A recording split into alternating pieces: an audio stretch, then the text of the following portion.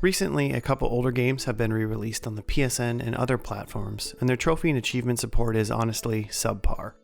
Trophies and achievements have become ubiquitous on modern-day consoles, unless you're Nintendo and play by your own rules, and the metagame, in my opinion, brings extra life and options to an otherwise completed game if the player is so inclined to go down that path. And I think one great way to bring new life to an older game being re-released is to have a good trophy list which can drive people to want to purchase and replay it. I replayed Grand Theft Auto Vice City a couple years back, and the challenge of getting some of the trophies led me to some fun that I would have probably missed were it not for them being there. It was also a driving factor to get me to purchase and replay San Andreas to also complete that game and its trophies. A good and thoughtful trophy list, especially on older games being re-released, will help drive some people on the fence to buy, enjoy, and even possibly come back for more future releases. More so than either no trophy achievement support or a lackluster one like Dark Alliance has. Baldur's Gate Dark Alliance was originally on PlayStation 2 and Xbox, and it was just re-released on PS4, PS5, Xbox One, Series X, and the Switch. I assume this is most likely in an effort to drum up interest in the upcoming Dungeons & Dragons Dark Alliance game coming out later this year, but I kinda think it did the opposite for me.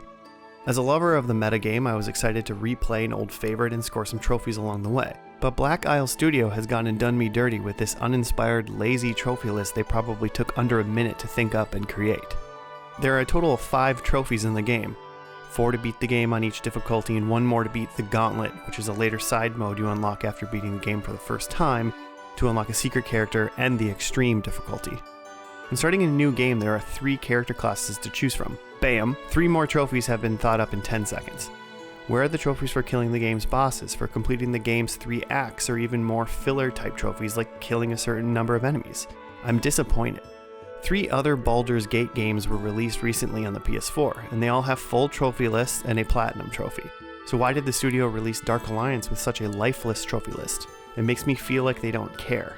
And it's not only Black Isle that's a culprit of re-releasing a game and not including fleshed out achievements. Final Fantasy Crystal Chronicles Remastered, which came out in August of 2020, also had a pretty bad trophy list, which I can say disappointed a couple of my friends who were excited to replay it together and earn some trophies along the way.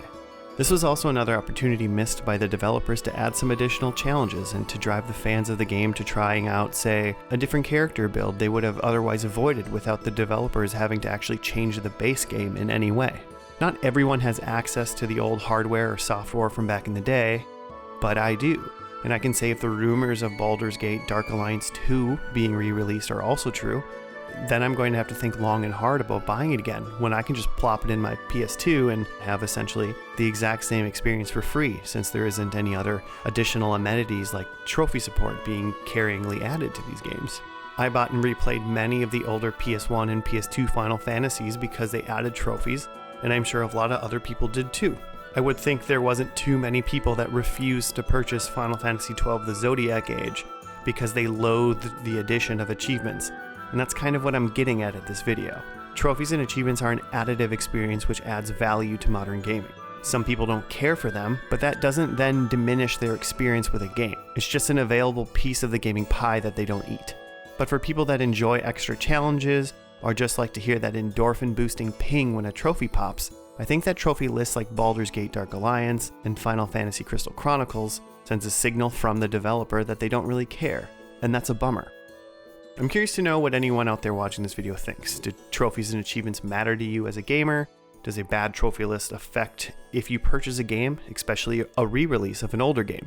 Am I making a mountain of a molehill and I just need to chill out a little bit? I'm actually interested in what you think. And thanks for watching.